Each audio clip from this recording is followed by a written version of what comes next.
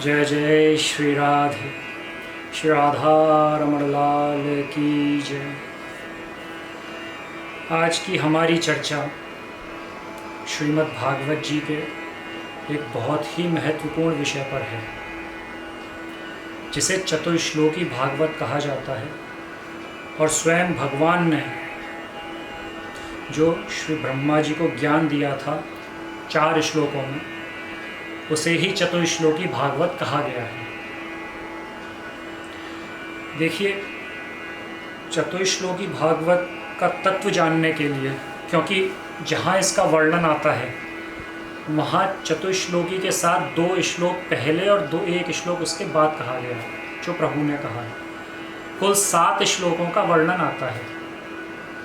तो उसका तत्व जानने के लिए हमें उन 2 श्लोकों को और अंतिम श्लोक को जानना परम आवश्यक है। जैसे इसकी भूमिका में अगर हम कहें तो श्रीमद् भगवद गीता में प्रभु कहते हैं कि तेषां सतत युक्तानां भजतां प्रीतिपूर्वकं ददामि बुद्धि योगम तम येन मामुपयांति ते।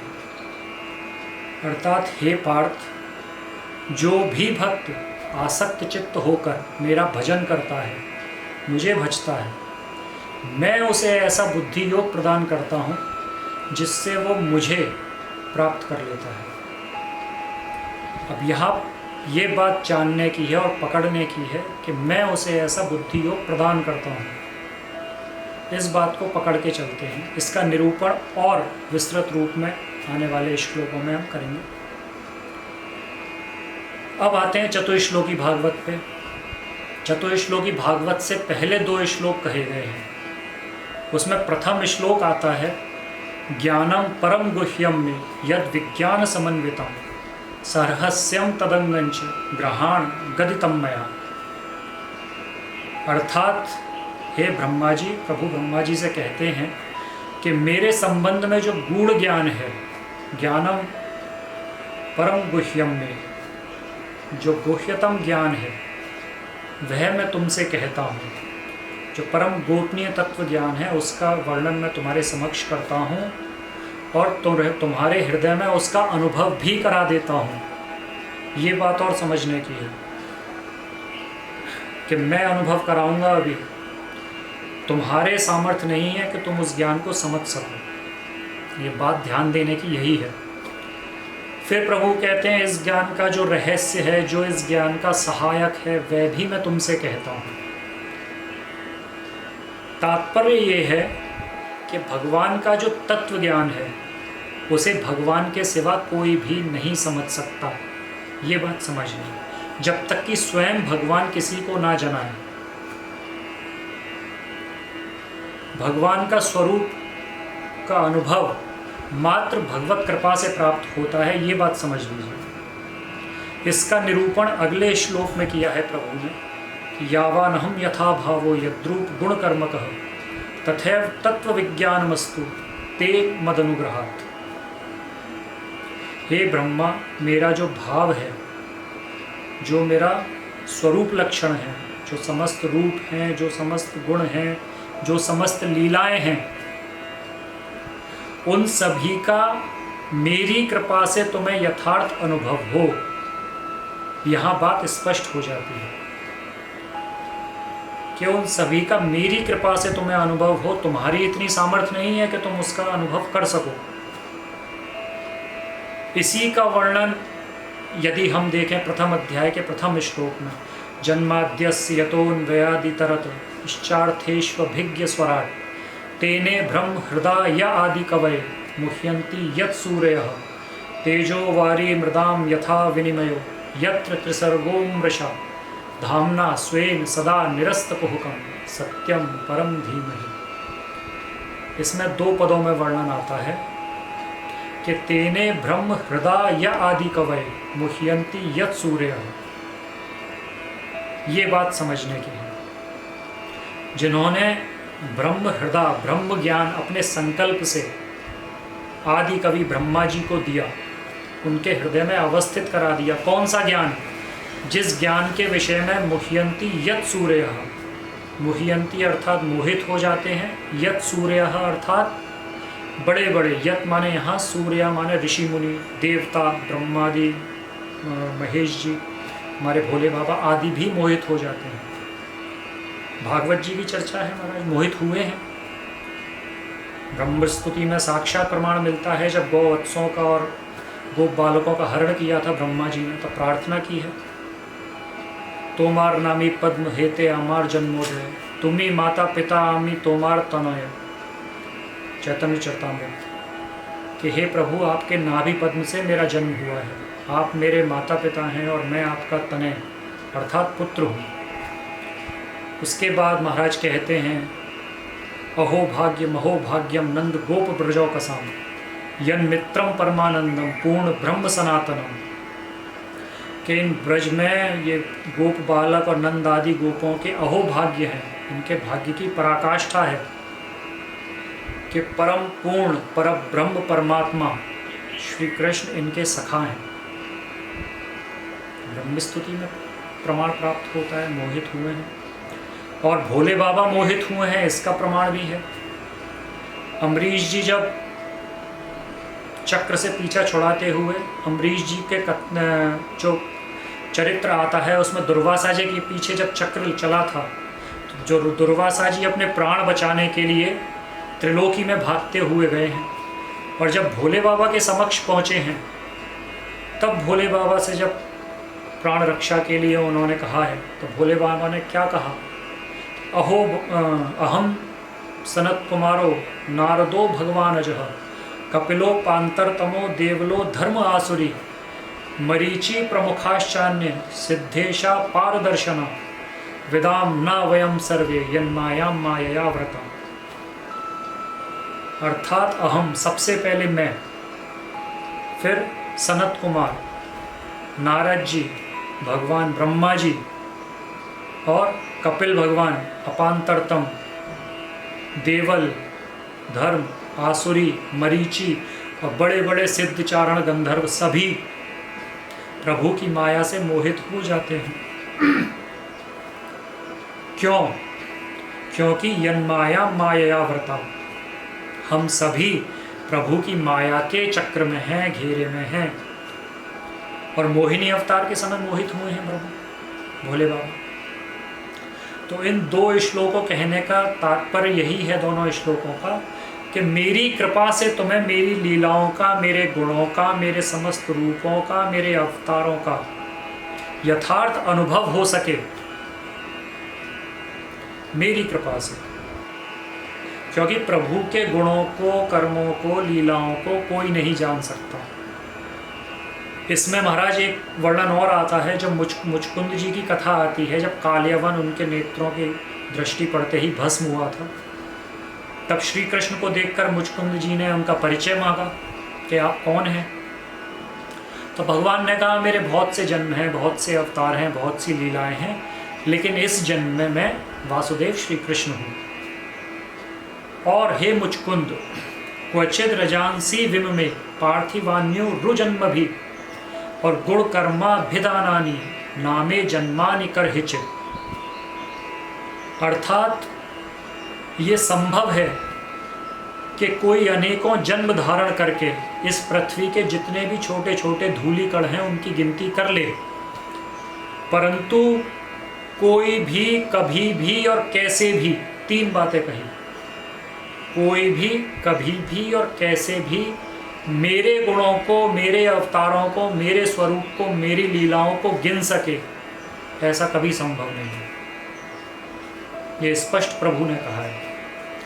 वेद स्तुति में प्रमाण मिलता है महाराज, जब दक्ष प्रजापति का यज्ञ संपन्न कराने के लिए सभी पधारे हैं, ब्रह्मा जी और शंकर जी, सभी देवता, सिद्ध, चारण, गंधर्व सभी आए हैं, तब वेदों ने स्तुति की है। जब प्रभु भी पधारे हैं तो वेद स्तुति के समय कहते हैं, नमस्ते श्रित सत्वाय धर्मादीनाम च सूतये निर्गुणाय च यत्काष्ठाम नाहम वेदा परेपि च। अर्थात हे प्रभु, आप ही धर्म आदि की उत्पत्ति के लिए, रक्षा के लिए शुद्ध सत्व स्वीकार करते हैं, अर्थात अवतार ग्रहण करते हैं। साथ ही आप निर्गुण भी हैं, इसीलिए हम यानी कि श्रुतियाँ, वेद और ब्रह्मादि देवता भी, भगवान भी आपके तत्व को नहीं जान सकते। आपको नमस्कार है। इन सभी बातों का तात्पर्य एक ही है कि यदि हम चाहें प्रभु को समझ लें, प्रभु का ज्ञान ले लें, सारी बातें कर लें, वो नहीं, हमारे बस का नहीं है। क्योंकि प्रभु भगवत स्वरूप के यथार्थ साक्षात्कार का नाम ही अनुभव है। जितने भी श्रवण, कीर्तन आदि साधन हैं, ये सब जिनसे प्रेमा भक्ति प्राप्त होती है, तो प्रेमा भक्ति प्राप्त होने पर क्या होता है? हमारा चित्त मात्र भगवत प्राप्ति, भगवत स्वरूप के अनुभव की योग्यता प्राप्त करता है। प्रभु की अनुभूति भगवत कृपा से प्राप्त होती है। भगवत अनुभूति स्वयं प्राप्त नहीं होती, वो भगवत कृपा पर निर्भर है। आपका चित्त योग्यता तो प्राप्त कर लेता है, परंतु अनुभूति प्रभु कृपा से प्राप्त होगी। यही इन श्लोकों का सार है और तात्पर्य है। इसके बाद हमारे चतुश्लोकी भागवत प्रारंभ होती है। उसमें सर्वप्रथम प्रभु ने कहा है, सर्वप्रथम प्रभु के स्वरूप का वर्णन है। अहमेवास्मेवाग्रे नान्यत यत् सत्सत् परम पश्चादहम यदेतच्च यो शिष्येत सोऽस्म्यहम्। इसमें प्रभु अपने स्वरूप का वर्णन करते हैं कि अहमेवास्मेवाग्रे, इस सृष्टि से पहले कौन था? मैं ही था। ये जो परिदृश्यमान जगत है, ये असत, सत और जितने भी सूक्ष्म, स्थूल जो भी जगत, परिदृश्यमान जगत है या जो इसका कारण प्रकृति है, वो भी मुझसे पृथक नहीं है। और इस प्रलय के बाद जो बचा रहेगा वह भी मैं हूँ। प्रलय के बाद प्रभु ही हैं, कुछ भी नहीं है। और इसका प्रमाण हमें मत्स्य अवतार के समय राजा सत्यव्रत को जब प्रभु ने उपदेश दिया था, कहा था कि हे सत्यव्रत, आज से 7 दिन बाद जब प्रलय होगी, तब मेरी कृपा से तुम्हारे पास एक बहुत बड़ी नौका आएगी और तुम उस नौका में समस्त प्राणियों के सूक्ष्म शरीरों को धारण करके और समस्त ऋषियों को लेकर बैठ जाना और वासुकी की नीति बनाकर एक सिरा मेरे सींगों से बांध देना और एक सिरा नाव से बांध लेना। तब पूरे प्रलय काल में प्रभु ने उस नाव को खींचा है और सभी को पावन मत्स्य अवतार का वर्णन किया है, मत्स्य पुराण का वर्णन किया है। तो प्रत्यक्ष है कि प्रभु जिस प्रकार प्रलय के बाद पेड़ तो नहीं रहेंगे, क्योंकि लेकिन बीज तो रहेंगे, तो बीज रूप में प्रभु सृष्टि को धारण करके योग निद्रा में शयन करते हैं। तो सृष्टि के बाद भी प्रभु हैं, सृष्टि से पहले भी प्रभु थे, और ये जो परिदृश्यमान जगत है ये भी उनसे पृथक नहीं है। इस स्वरूप का वर्णन प्रभु ने प्रथम श्लोक में दिया है। यही हमें समझना है और जानना है। दूसरे श्लोक में प्रभु अपनी बहिरंगा माया का वर्णन करते हैं। माया के 3 स्वरूप हैं। एक बहिरंगा माया है जिससे जगत की सृष्टि होती है। एक अंतरंगा माया है जिससे प्रभु की नित्य लीला की सृष्टि होती है। उसका इस जगत से, जीव से कोई लेना देना नहीं। एक तटस्था माया है जिससे जीव की सृष्टि होती है। तो यहाँ बहिरंगा माया के स्वरूप का वर्णन प्रभु करते हैं कि ऋतेर्थ यत् प्रतीयेत न प्रतीयेत चात्मनि तद विद्यादात्मनो मायाम यथा भासो यथा तमः। अर्थात हे ब्रह्मा, मेरी प्रतीति न होने पर जिसकी प्रतीति होती है और मेरी प्रतीति होने पर जिसकी प्रतीति नहीं होती, उसे तू मेरी माया जान, वही मेरी माया है। जैसे यथा भासो यथा तमः।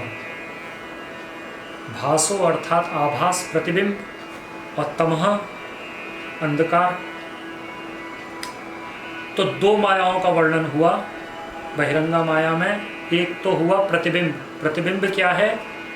जीव माया। और तम क्या है? गुण माया। जीव माया से जीवों की सृष्टि और गुण माया से अविद्या, जगत, तम, अंधकार, एक ही बात है। ये दो माया का प्रभु वर्णन करते हैं। जैसे उदाहरण के लिए समझते हैं, जैसे सूर्य आकाश में निकला तो उसका प्रतिबिंब जल में दिखाई देगा। तो प्रतिबिंब कब है? जब सूर्य आकाश में है। जब तक सूर्य उसकी परिधि में है जल की, जब तक वो प्रतिबिंब है। सूर्य ओझल हुआ और प्रतिबिंब गायब, अदृश्य हो जाता है। इसी प्रकार जब प्रभु हैं तभी उनकी माया है। प्रभु हैं तो प्रतिबिंब है, आभास है। प्रभु हैं तो तम अंधकार है, दिन है तो रात है, सुख है तो दुख है। प्रभु हैं तो माया है। इस बात का निरूपण द्वितीय श्लोक में प्रभु ने किया है। तृतीय श्लोक में वर्णन आता है प्रभु की प्रेमा भक्ति। प्रेमा भक्ति के अपूर्व स्वरूप का वर्णन प्रभु करते हैं। यथा महांति भूतानि भूतेषुच्चा वचेष्वन् प्रविष्टान्य प्रविष्टानि तथा तेषु न तेष्वहम्। अर्थात प्रभु कहते हैं कि जिस प्रकार पंच महाभूत शरीर के बाहर भी अवस्थित हैं, पृथ्वी जल तेज वायु आकाश, उसी प्रकार पंच महाभूत हमारे भीतर भी अवस्थित हैं। दोनों बातें हैं। इसी प्रकार मैं भक्तों के भीतर भी अवस्थित हूँ और बाहर भी विस्फुरित होता हूँ, परंतु इसका अनुभव सभी को नहीं होता। यहाँ सभी की चर्चा नहीं है, यहाँ मात्र भक्तों की, भगवत कृपा प्राप्त भक्तों की चर्चा है। क्योंकि पंच महाभूत बाहर भी हैं भीतर भी हैं, इसका अनुभव सभी को नहीं है। प्रभु हमारे भीतर भी हैं और बाहर भी हैं, इसका अनुभव भी सभी को नहीं है। मात्र भगवत परायण और भगवत कृपा प्राप्त भक्तों को ही इसका अनुभव होता है। भागवत जी में तो बहुत चर्चा है इसका। सुपर्णावेतो सदृशो सखायो यद्रच्छियेतो कृतनीदौ च वृक्षे एकस्तयो खादति पिप्पलान्न मन्यो निरन्योपि बलेन भूयान्। 11 स्कंद 11 अध्याय, शायद 6वां श्लोक है कि शरीर रूपी वृक्ष में दो जीव रहते हैं, जो दो पक्षी रहते हैं, एक जीव और एक ब्रह्म, आत्मस्वरूप भगवान। यही श्लोक ऋग्वेद में भी प्राप्त होता है, थोड़ा सा बदल कर। द्वा सुपर्णा सयुजा सखाया समानम वृक्षम प्रेषस्व जाते तरोरण्यम पिप्पलं स्वादत्य नश्नन्यो अभिचाकशीति। एक सा श्लोक है, थोड़ा सा बदल दिया है।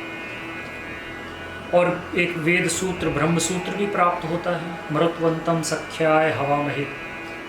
उस अनंत बलशाली भगवान को हम अपना सखा होने के लिए बुलाते हैं। और भी महाराज दक्ष प्रजापति ने कहा है, ना यस्य सख्यम पुरुषो वेति सख्यु सखा वसन संवसतः पुरेस्मिन् गुणो यथा गुणिनो व्यक्त दृष्टे तस्मै महेशाय नमस्करोमि। अर्थात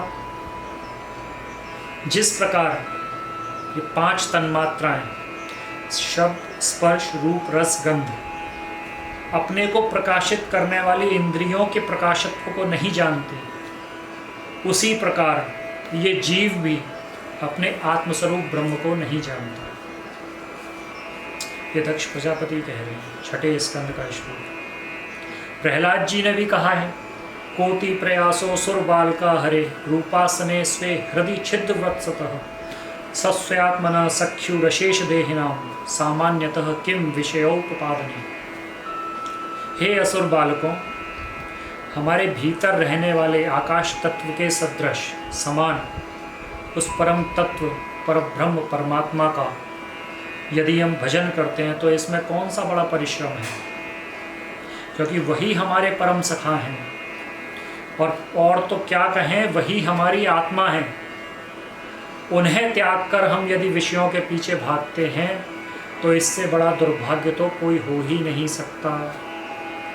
समय समय पर इसी बात का निरूपण किया है और यही बात जानने की है। देखिए, चतुश्लोकी भागवत सूक्ष्म भागवत कह सकते हैं। ये समस्त भागवत इसी का सार है, इन 4 श्लोकों का। जो इन 4 श्लोकों में तत्व बताया गया है वही बृहद रूप है श्रीमद् भागवत। 4th श्लोक में प्रभु ठाकुर जी वर्णन करते हैं कि मेरे तत्व ज्ञान स्वरूप प्रेमा भक्ति ही एकमात्र जिज्ञासा योग्य उपाय है जो श्री गुरुदेव के शरणागत होकर ही जाना जा सकता है। ये चतुर्थ श्लोक का सार है। इस यदि श्लोक को सुने हम तो एतावदेव जिज्ञास्यम तत्व जिज्ञासुनात्मनः अन्वय व्यतिरेकाभ्याम यत् स्यात् सर्वत्र सर्वदा। जो सर्वत्र सर्वदा विद्यमान रहता है, मेरे तत्व ज्ञान को जानने के इच्छुक व्यक्ति उसी की जिज्ञासा, उसी विषय को अपने गुरुदेव से जिज्ञासा, उसी विषय को जानने का प्रयत्न करते हैं, उसी की जिज्ञासा करते हैं। स्पष्ट रूप से प्रभु ने कहा है। अब इसके विषय में जिज्ञासा हमारे परम स्नेही भाई श्री पुंडरीक जी बड़ा सुंदर इसका वर्णन करते हैं। जैसे श्रीमद् भागवत की यदि तत्व की चर्चा करें, चारों शब्दों के अनुरूप उसकी चर्चा करें तो भ से भागवत, ग से ज्ञान, व से वैराग्य और त्या से त्याग, भ से भक्ति। तो भक्ति कैसे प्राप्त होती है? भक्ति प्राप्त होती है लौल्यता से, उत्कंठा से। उत्कंठा अर्थात कृष्ण प्रेम रस भाविता मति क्रियताम यदि कुतोपि लभ्यते तस्य मूल्यमपि लौल्यमेकलम जन्म कोटि शुक्रते न लभ्यते। बिल्व मंगल जी। तो उत्कंठा होगी तो भक्ति प्राप्त होगी, और ज्ञान कब प्राप्त होगा? जब जिज्ञासा होगी। वैराग्य अनुभूति से प्राप्त होगा, त्याग संकल्प से प्राप्त होगा।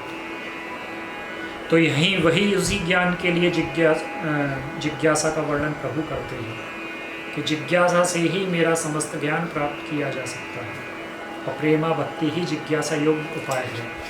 तो यह चार बातों का निरूपण हुआ: भक्ति, भक्त, भगवंत और गुरु। और इन चारों का ही प्रकाश श्रीमद् भागवत जी में है। और इसकी यदि अब इस विषय पे ही भक्ति, भक्त, भगवंत और गुरु पर चर्चा करें तो बहुत विस्तृत चर्चा है, वो किसी अन्य समय में हम करेंगे। आज ये चतुश्लोकी भागवत का विषय था। तो चतुश्लोकी भागवत का सार तत्व जो है वो यही है। अपने अनुसार इसकी व्याख्या करने की चेष्टा की है, प्रयास किया है। आगे इसी प्रकार किसी और विषय पर हम चर्चा करेंगे। जय जय श्री राधे।